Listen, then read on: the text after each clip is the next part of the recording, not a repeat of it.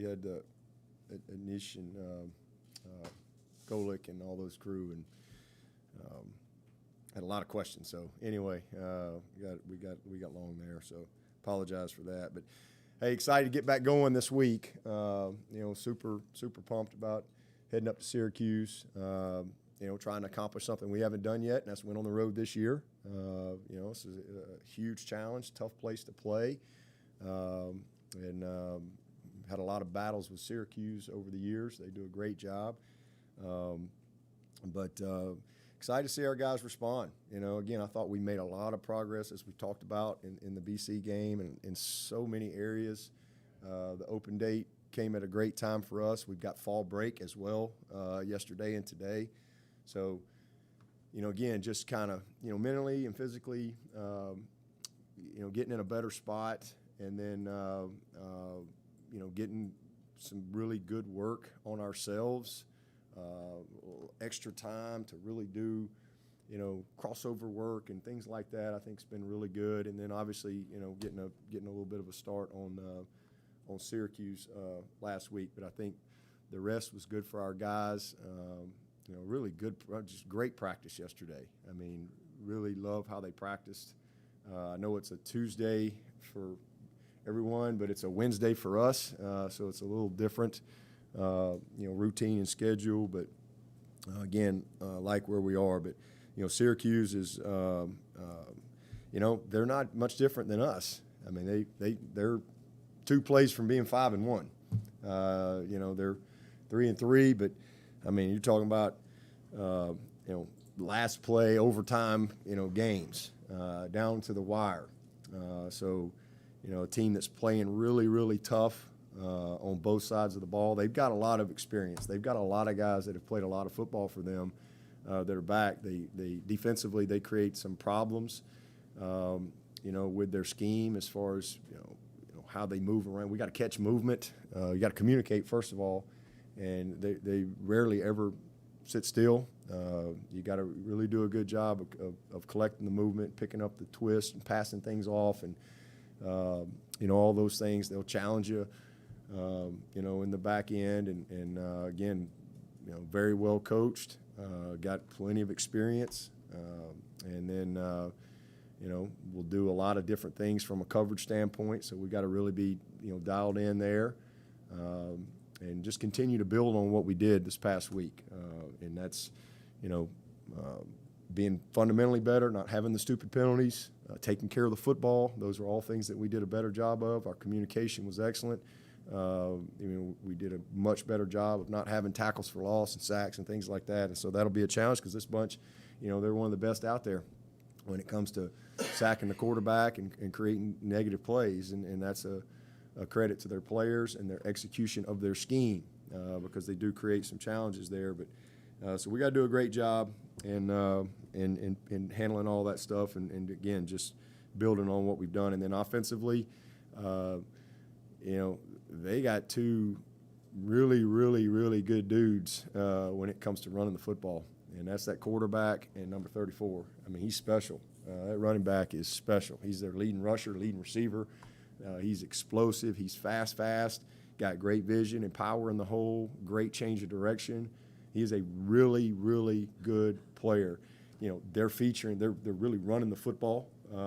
That's what they're doing, and they are sold out with this quarterback on, every run scheme you can think of when it comes to the quarterback run game and all the complementary stuff that comes off of it from the boots and the play action shots, pop passes, a lot of screen game. They're good up front. Same thing. A lot of guys that have played a lot of football for them. I think 4 starters are back up front there, and got the big tight end, a couple of tight end guys. They do a great job. Again with their run scheme, and then with this quarterback. I mean, this guy can run. I mean, it's just sometimes I think they just tell everybody to go deep, and then he just runs. I mean, it's unbelievable. People don't tackle him. I mean, he's breaking tackles. He is a really good player, and we'll have our hands full with this guy. I mean, we talk all the time about containing the quarterback and having rush lane integrity and all those type of things. And let me tell you, if you're not on point on this guy, I mean it's 40 yards, it's 50 yards because he can run away from you. And he's really smart and savvy and has a great understanding of what they're doing schematically. It's obviously zone read type stuff, but they got a lot of design quarterback runs, and then again the shots and the play actions that come off of it. So it'll stress you from a coverage standpoint. So stopping the run and winning the line of scrimmage, and then us being able to run the football, that'll be the difference in the game.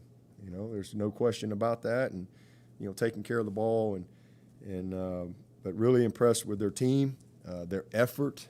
The way they have fought game after game after game. And again, just like us, two games that they've lost, that could have gone either way on one or two plays. So it'll be a battle up there for sure, but we're looking forward to the challenge. During the open day, how do you feel like you got better? What did you do that you feel like, hey, we're a better football team than we were before? Well, number one, we got healthier. We're still not, where you'd love to be, but we're dang sure better than we were this time last week. If we'd have played last Saturday, it would have been real interesting. Some of y'all would have been like, now who's that? So we got better there. And then, again, just, more time to work on Clemson. And then again, from a staff standpoint, some time to really, work hard on our crossover study, I think that's always a valuable, tool of information for us. But the number one thing is just getting some guys healthy and in a better place, and so that's first and foremost what we needed. Defensive tackle, you got E.T. and Peyton Page backing up Rook and Trey, and then Justin Foster also inside a little bit. Darnell Jeffries hasn't played in the last 3 games. What's his status, and how far is K-Parts knee from being able to go? Yeah, well, he's back. K-Part's back. So this is his first week back in practice. So hopefully, he's going to be able to, get in the mix a little bit. He's obviously had the knee surgery and he's been limited and, came back but still wasn't quite ready. And so, kind of just put him back on ice for a little while. So this is his first week back in the dress of the day and practicing. Going to be a great player, does some natural things. So, it's exciting to just get him going, and hopefully can be a guy that can have some opportunity the second half of the season, like hopefully for several guys. But Darnell just hadn't had as much opportunity. I mean, E.T., it just, our depth is what it is. And, he's a guy that can play. He knows what to do. He's a tough kid. Just, coach's decision there on, where we are. I mean, really pleased with what Rook's done. And then Trey, man, he's battled hard all year. He's getting better. I mean, he's a work in progress. Peyton has made improvement. Big, huge body in there. And then, man, E.T. has really come on. I mean, we're very encouraged. He doesn't always look great, but he's disruptive and he's really grown. So it's exciting. I mean, that's a silver lining for Tyler and Brian. Being out we're really developing very, very quality depth. And you think about next year on what we have the potential to be right there. It's exciting. We're going to have a lot of really talented, functional guys that we're going to have great experience in critical situations in games. So that group's played well. They've done a good job. They've stepped up. So I'm proud of them. On a general level, were there any important revelations that came from the crossover stuff? Oh yeah. No real revelations. It's always, sometimes it's confirmation of what you already know, but yeah, it's, coaches look at things different, and so it's always a helpful tool for both sides, and just, good self-scout information that you want to use to your advantage. Coach, Sam Hartman and Wake were able to really take the top off that defense, several long pass plays in that game. Is this a game in which you might see some opportunities to take some long pass shots down the field, or you think they might imitate kind of what Georgia Tech did? I think you got to run the ball first. You know, what you saw against BC was our ability to run the ball, and nobody wants to be run on. And so if you can run the football, then you have opportunities in the passing game. And we had plenty of those. You know, now we need to finish them. You know, that's the difference in kicking field goals and putting somebody away. So hopefully that's kind of the next step for us. But you got to win the line of scrimmage. You got to run the ball. I mean, when people are giving you opportunities to run the ball, and we were able to do that in this past game. We did not do that well enough in the previous games, and that limits you. Again, very different from last year, you know, where you really only had two receivers, Amari and Cornell, you know, and you had a young EJ that was coming. Everybody said, you're not going to run the ball. Let's see you throw it. And, you know, we were able to do that at a high level. And, you know, early part of this season was just the opposite. They're like, okay, we got this big arm quarterback. We got some dudes outside. Let's see you run the ball. And we weren't able to do it. And that limits you. You know, not a lot of plays when you got 8 people deep.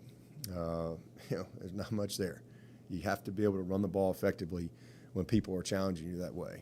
And so we were able to do that in the past game. And again, that created opportunities in the passing game. So, yeah, I mean, Wake Forest, they run the football, and great, lot of play action, a lot of their RPO stuff, and then ultimately they were able to make some plays. So, and same thing with Syracuse, they were able to run the ball. And that creates explosive opportunities because, again, you have to commit. You know, you can't just sit there and play coverage when you've got a quarterback that can run like this dude. It's going to create a little more stress on your coverage because you have to stop the run. If you can't stop the run, you ain't winning.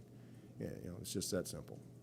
So hopefully there'll be some opportunities, but we got to be able to, win the line of scrimmage and run the ball effectively. With Justin and EJ and Do you feel like there's a drop ball here or a missed Yep. connection there? Do you feel like it's ready to explode? Yeah, I mean, again, you're not going to have a passing game when you don't have numbers to pass the ball. I mean, you're just not going to sit there and that's kind of what we saw the first couple of ball games. But then when we did, we've missed opportunities. We've missed some big ones. So the best we've been was this past game, and you see it was all there, and we made some really good plays. Now we played on a long field too. I mean, that's the other thing about this past game. I was really pleased with how we were able to move the ball off the goal line in the 10 several times. Now we settled for some field goals, but we made a lot of plays. But again, we missed them. We had 3 or 4 big drops. At least 3 big misses that are plays we need to make. So we don't need to come out of a game with 7, 8 plays that we don't make. We need to come out of them and have 3 or 4 maybe that we didn't make. Instead of 8. You'd like to make them all, but you can't have 8, 9, 10 plays that are there that you don't make, whether it be a protection issue, a poor throw, a bad route, a drop, or you make the play and there's a penalty. We just got to put it all together. And we're again, this past game we were very, very close, but we gotta get it done. with EJ and Frank and Justin, how are they doing health-wise? Justin Ross, he's great. Yeah, Justin's fine. He's doing great. I think the week off's been good for him, for sure. I guess his last game was his neck. Yeah, he's fine. Frank's still battling. EJ's battling.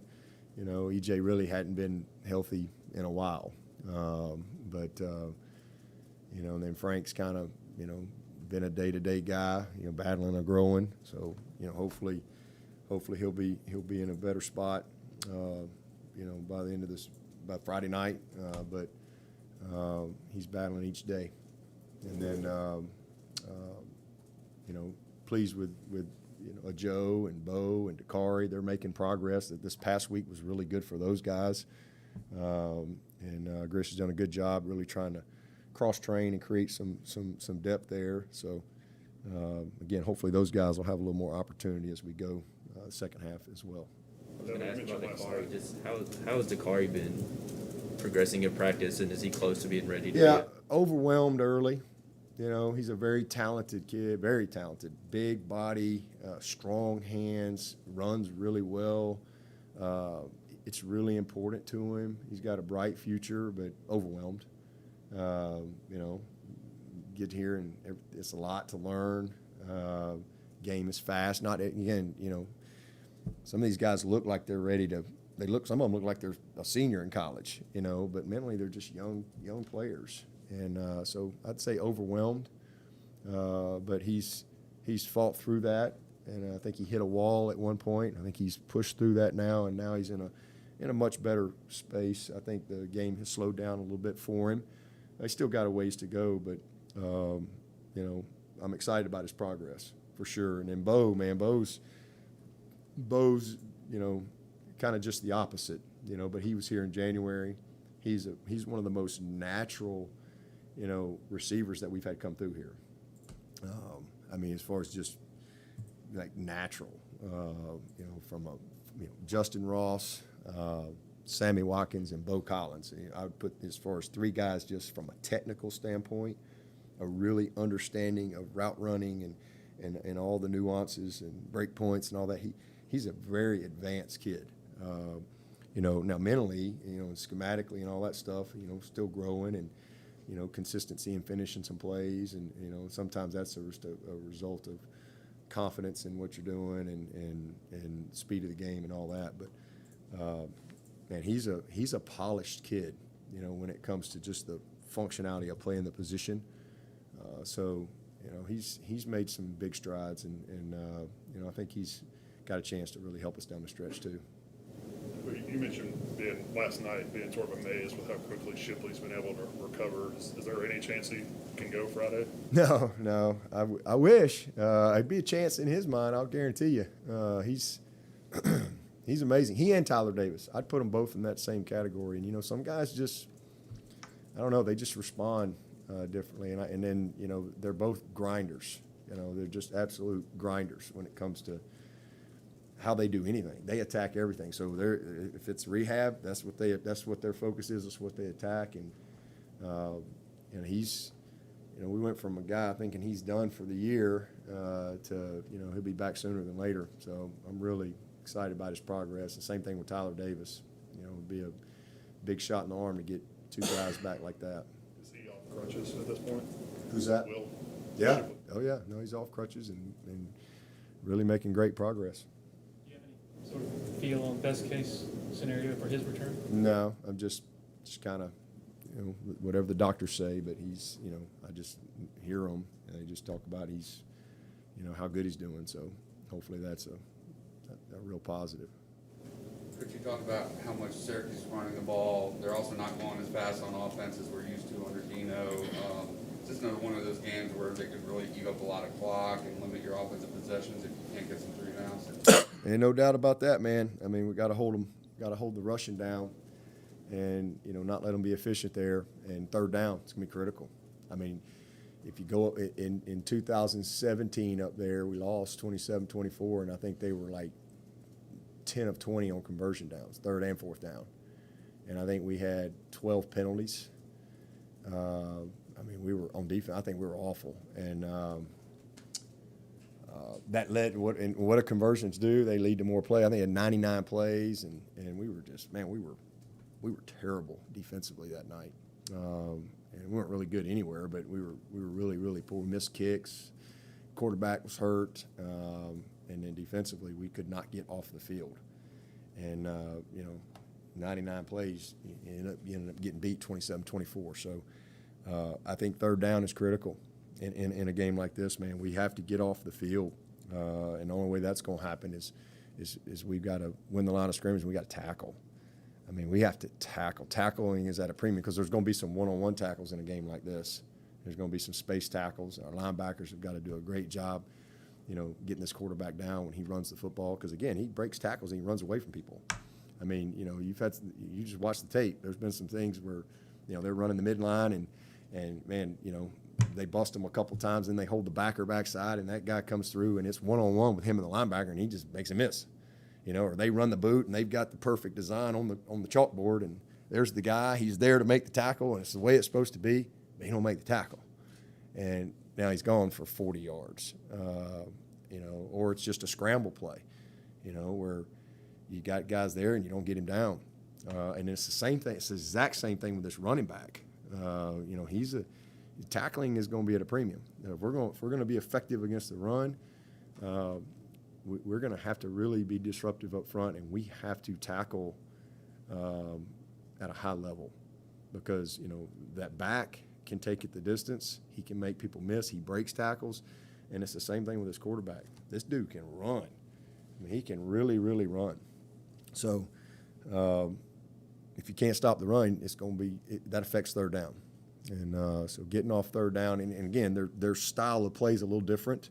I mean, that's just, again, Dino's, hey, here's his personnel, and he's a good coach. He's going to use what he has. And, we've seen them when they've come in at breakneck speed, and it's, snap the ball every 5 seconds. This team is built differently that way. They're going to focus on running the ball and controlling the clock and being very efficient on third down. So that's where we got to win. Any update on Fred and Mario and how those guys are doing this week? Mario's good. Fred's probably not quite ready, but he'll be. I think he's close. I think he's much better. The week off was good for him, and he had a pretty good little ankle sprain. So hopefully he'll be. I don't think he'll be ready this week, but I think he'll be ready to go next week, hopefully.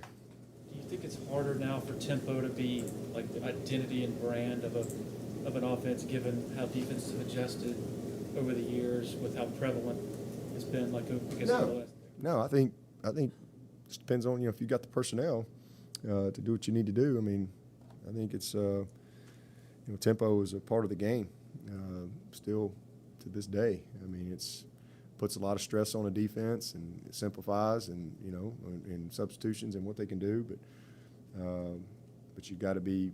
You got to have the right people, the right personnel, the right depth, and you got to be committed to it. But again, and then I think you got to mix it up. I do think you have to vary the tempo as well. So, but I don't see tempo going away. You see it in the NFL too. It's a mixture, but you'll see people push it quickly. Moving forward for you guys, how much would you like to see it? Oh man, we want to be a much better tempo team, but again, you need rhythm, and once you kind of can get some rhythm going, then I think you can really drive the tempo, and that creates problems. So you've seen people do that to us, and we've certainly done that to people over the years, but we're not where we need to be in that category right now. Delby, you mentioned your record this season away from home. I guess how important will this next 2-week stretch be, going to Syracuse for a Friday game and then going to Pitt? Well, if we want to have any chance at all of staying in the hunt, we got to take care of business. I mean, and again, if we were 5-0, wouldn't this be the biggest game of the year? I mean, we need to win it, right? And nothing's changed. So from my perspective, the record it doesn't have anything to do with how you should play. I mean, this game is huge for us. It's huge for them. I mean, we got to win the game. So, and if we were 5-0, we got to win the game to have any chance of having the best type of season that you could possibly have. And so, we're halftime, right? And it doesn't matter. I always say, I got a thing on my desk, there's nothing less important than the score at halftime. I've had that for 30-plus years. Because there's never been a truer statement. I've been 2-3 and played for the ACC championship. Been 1-2 and beat Oklahoma in the bowl 40-6. I've been 8-0, and we didn't finish. We went 2-4 down the stretch, and everybody forgot about the 8-0. So this team will be judged by how we finish, and it doesn't matter if you're 5-0. And there's teams that are 5-0 and 6-0 right now. Guess how they're going to be judged by how they finish.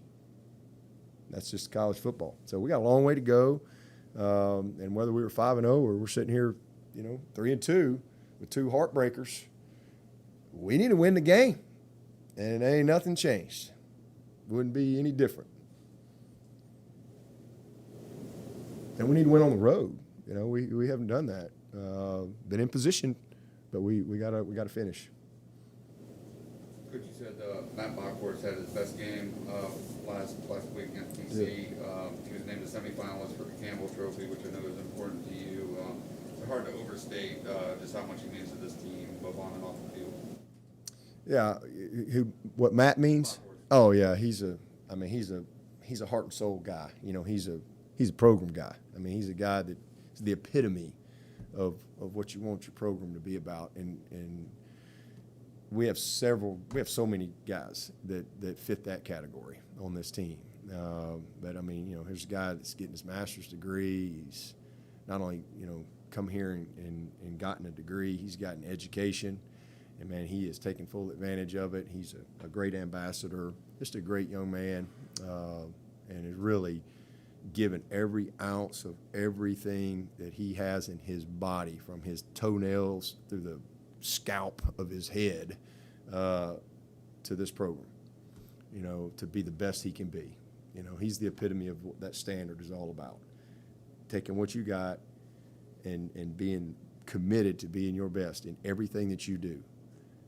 And that's how that kid is, man. He's just he's a special. He's going to be, we might all work for Bockhorst one day. And we got several guys again on this team that fit that category. He's just a great representative of everything that's good about college football. And he has just truly maximized his experience, his journey. He's played hurt. He's had injuries. He's fought back. He's done an unbelievable job in all the leadership roles in this program. He's been incredible academically. Really proud of Bach. To me, he's just what coaching's all about. When you see, this kid come out. He was hurt in high school. You remember that? And he's coming in here, and to see him where he is now, and all that he's been through with his journey, and it's really cool. It's what it's all about, and got a bright future, and just proud of what he brings to the table every single day. That guy shows up ready to compete. Yesterday, DJ was asked about going back out into the stadium after midnight and throwing with one of the trainers or equipment managers. Thought it was interesting. He said, "Well, I missed throws." When he was asked, he named each throw, what route it was, what he did wrong on it. Is that kind of the thing? And he also said it was the first time the cameras have caught him, that he's done that before. Yeah. Is that what you guys see behind closed doors? Every day, it's who he is, and that's why he's going to be awesome. He's just too talented. He cares. He's incredibly committed, and just a matter of time for it all. Y'all have all seen him. It's not like it's some kind of theory and potential. He's a special player. He just had a rough start, but it's good for him. In the long run, this will be great for him. It's going to be great for him at Clemson. It's going to be great for him in his future. This is a special dude, man. There's going to be a lot of people eating their words, over this guy's career. He's a big-time player and talent. But, again, everybody can get in bad spots and, miss some shots. Sometimes it doesn't just go in like we want it to and miss the putts. The best of the best, sometimes all of a sudden they don't putt very well, And I think when that's the case, you go back to the basics. And again, what's it a result of? First of all, he's got to be better, but everybody's got to be better around him. But there's nobody more committed, more dedicated than that guy. He works his tail off, and it's very important to him But in the long run, like I said, kind of where he's been through, what he's been through this first half of the season, it's going to serve him well. It's going to serve him well in his career, and learn how to handle criticism, learn how to handle, disappointment and expectations, and all that type of stuff. It either, as I always say, a little adversity, it either shines you up or grinds you up. It's all about what you made up on the inside, right? And he's made of the right things on the inside, and it'll shine him up. But that's who he is. That's who he's always been. It's what we see every single day. So he'll be just fine. What did Ennis show you during his 38 snaps, I guess particularly from a blocking standpoint? Toughness, physicality, and he was ready. Kid, he's a true freshman. Let's just call it like it is. He didn't play last year. Really didn't even practice much last year with all his situation. He had surgery, and he had COVID. He had all kind of things. He couldn't. The finger deal. He's out for most of the year. So, man, I'm really proud of him for first of all being ready. And what a great example to the rest of the guys. He went in and did a heck of a job for us, and made his first catch. Coming off backed up, off the goal line there, and but really a tough kid, what's what we've seen, and he's a guy too that's, battled through some injuries and things like that, but just proud of him. He showed what he's capable of doing, and it's a good starting point and a good foundation, and hopefully he can take the next step for us, because we're going to need him. How's Putnam look this week? A lot better. He's been able to get back into practice, and so hopeful and confident that he'll be ready to go. Balin was talking yesterday about just being there for Brandon and trying to help him. Do you have any update on Brandon and kind of? He's getting better. I think kind of the next step is the dress of the day, as far as he's been getting back into helmet and vests and going through individual and all that. And man, he's got fresh legs. I'll tell you that. He looks fast, and I think he's excited because he's just in a lot better spot than he was 2 months ago. So we're encouraged. In fact, they had another big test they were doing on him today, so hopefully that'll turn out well. But the next step is kind of dress of the day, as far as pads and all that, and just kind of see where he's at, from a sustainability standpoint. But I'm proud of him, and it's a good time to hopefully be getting him back here somewhere soon, even if it's on a limited basis. It'd be great shot in the arm to get him back going.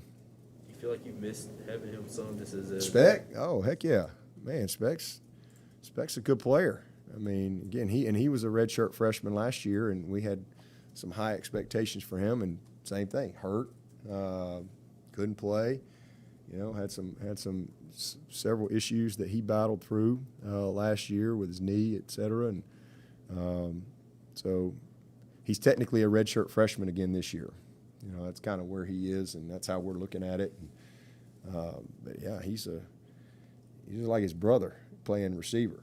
He's a tough, physical kid that can play the game. And good news is he's got all of his football in front of him, and hopefully he'll be able to get back and do some things to help us this year, but not quite there yet. What challenge is playing inside that dome, unique atmosphere they have, and it's on a Friday night? What does that present to this group of guys? Is there anything that's any different than any other game? It's a unique setting. It's not your typical dome. It's not like you're going to some of the domes around there with real higher ceiling. It's a little lower ceiling. It's just a different feel to it, but it's loud, man. They do a great job. They really do. It's a great environment for college football.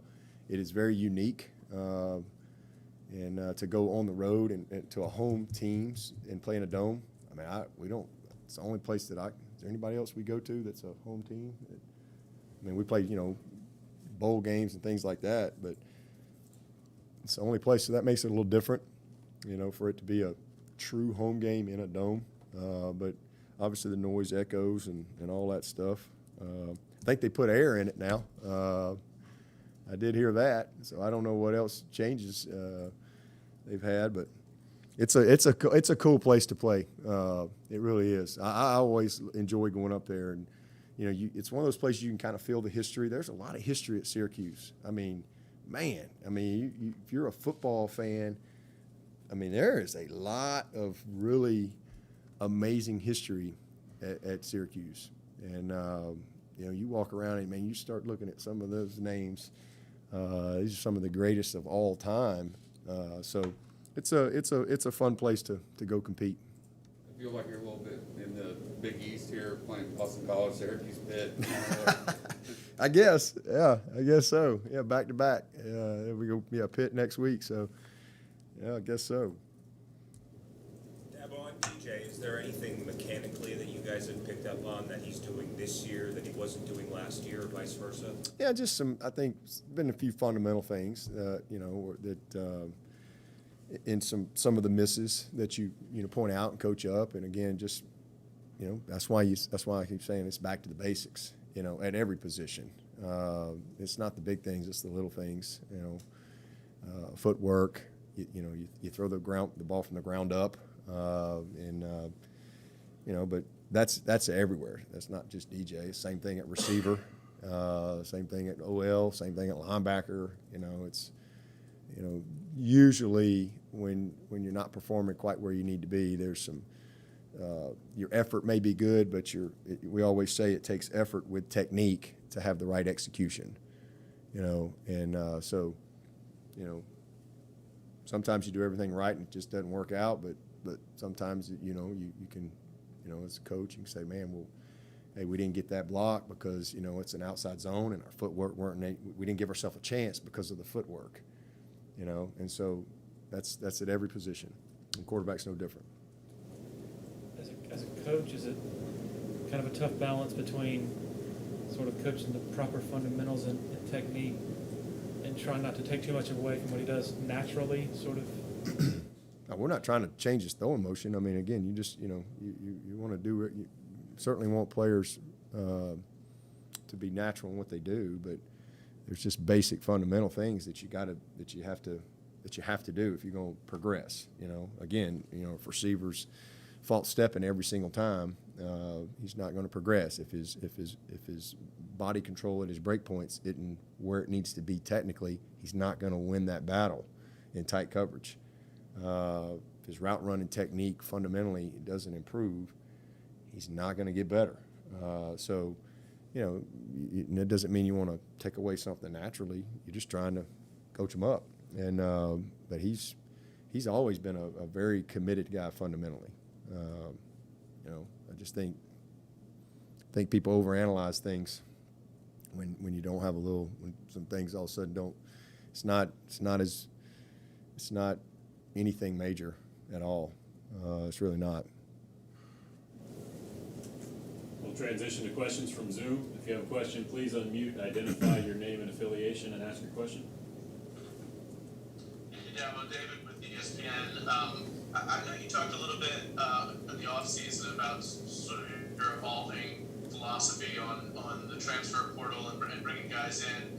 I'm curious, given obviously the youth that you've talked about on offense and some of the depth issues, do you look back and think, well, maybe we could have been a little more aggressive, or do you take a lesson from that and say maybe next year we want to dive in there a little bit more? And how do you find the balance when culture is such a big part of what you guys do? Boy, the weekly transfer portal question. Man, is it like who's got the short stick this week? You're next week? Okay, all right, next week. I wouldn't do anything differently. That means to do something differently. That means I wouldn't have taken one of the kids that we took. I love the players we've got here. So I don't. Injuries are part of game. There's nothing you can do. And you can only sign so many players. So if you can't just. We all get 85. That's it. That's all we get. And if we were gonna sign 2 running backs. Well, guess what? We signed 2 running backs. Should I have gone to the transfer portal and take a veteran over Shipley and Maffa because Shipley got hurt? I'm not. Maybe you would if you're the head coach and, you can do whatever you want, but I wouldn't change anything. And again, I'm not opposed to the transfer portal. I'm not some anti-transfer portal, deal. It's just, and if I was at another school, another university, that might be all I sign as transfer portal guys. If I was at some school where you couldn't recruit the really best of the best high school kids, I probably would sign only transfer. And that's what a lot of people are going to do, which is, I think, is sad. But that's what because it's going to cost a lot of high school kids opportunities that they would have had at other places. But if I was at another school and I couldn't recruit the type of kids that we can recruit here at Clemson, then I probably wouldn't sign high school kids. But I'm at I'm at Clemson, and we've been able to sign great kids that we believe in, and but we're not even a year into this thing. And as I've said like 100 times already, and I keep getting the same question every single week. I've said this 100 times. If we need to use the portal, we'll use it. But I'm not going to just do something just to do something. So, I don't know why everybody keeps asking me that. The transfer portal has always been around. It's just been grad guys. But there's not been anybody from a grad transfer standpoint that has been able to come in here that I felt like, or any of us felt like, could start here. And so we'd rather take the high school kid. That's been our philosophy here. I think it's worked pretty good. There's been a lot of things that y'all have asked me over the years, why didn't we do this? Why didn't we do that? And, I think we've done all right. So we're not 3-2 because we haven't signed somebody from the transfer portal. Give me a break. We won 29 in a row. We lost to Joe Burrow. He was a transfer quarterback. So should I have taken Joe Burrow over Trevor Lawrence or traded him out or what? It's not why we are 3-2. That's for sure. So yeah, I don't regret the kids that we've signed at all. I love them 4 linemen we've signed. I think they're all going to be good players, but moving forward, we're not even a year into. Now you have freshmen, sophomores, and juniors that can leave and be eligible right away. So that's a game changer for every coach out there, and that's going to change recruiting forever. I don't see any scenario whatsoever for any school that they're not going to have to deal with the portal or sign somebody from the portal somewhere along the way. I don't care who it is, Clemson or whatever, because when kids leave in May and all of a sudden you have gaps in your roster, there's no high school kids to recruit in May. There are none. So you don't have, you're kind of forced to have to do that. And so, as I've said 100 times, if we need it, we'll use it, for our benefit. But it won't be any different. We'll get the very best of the best, and we'll get kids that fit our program. But we have not needed it to this point. And if all of a sudden, again, we get gaps in our roster, or all of a sudden we start doing a terrible job of evaluation and things like that, then, things could change. So is anybody got any more questions about the portal? I don't know what else we want to talk about. I can't help guys get hurt. The other thing I wanted to ask was in terms of just the success that you've had, losing a couple of games early is not something you've had to deal with in a while, and certainly the guys on this team have not had to deal with that. Do you think that a bye week or the sort of the time away from the week-to-week grind gives them a chance to sort of exhale and reevaluate and say, like, all right, maybe we were putting a little too much pressure, pressing too much because we were trying to meet an expectation that was X, and let's just go out and kind of have some fun like we would normally be doing at this time of the year? No, I don't buy into none of that. I just think Georgia beat us, and I think NC State beat us. That's what I think. and we didn't play very well. There's things we need to do better. It's football. I don't buy in all that other mess. You know, we got 2 games that came down to the last play, and we didn't win either one of them. If we made both those plays and we're 5-0, we ain't any better. We still got work to do. This is the biggest game of the year. You know, but we are where we are. It's given us a great opportunity to teach perspective. I think is important because, you know, as you said, I mean, we've had a lot of success. We've got a lot of kids on this team. They never lost hardly, ever. And so, as I've said many times, you know, sometimes there's, you know, lessons that you can teach in moments like we've had that are harder to teach when you win. And sometimes they listen a little bit more, you know. So just, you know, I wish I could say we were going to win every game, every year for the rest of history. But, you know, everybody else has good players and good coaches, and there's lots of things, you know, sometimes you're working your butt off, but maybe you're just not quite as good as you need to be. You know, we are where we are. It's half the season. We got a long way to go, and hopefully we can be better in the second half. But we got a great group of people and young men I believe in, staff I believe in, and you know, we're going to line up and go compete with everything we got the rest of the way. But I think the biggest thing is just, you know, keeping a good, proper perspective when you're dealing with a bunch of young people and, you know, managing a bunch of noise and things that really don't matter. We've got time for one more from Zoom.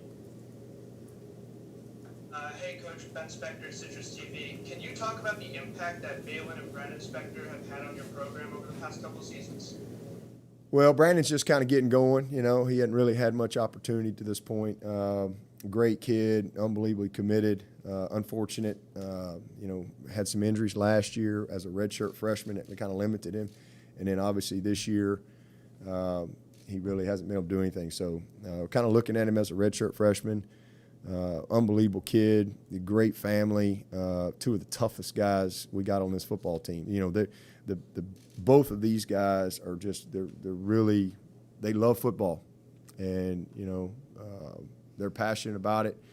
Man, Balin Spector and what he's done here in his 5-year career, man, he's battled things. He's redshirted. He's had injuries. He's had surgeries. He's had things, but man, he is one of the toughest kids we've had come through Clemson ever in my 19 years at Clemson. I'd put Balin Spector right there with, you know, some of the toughest we've ever had. He's a very smart, savvy, instinctive player. He's athletic.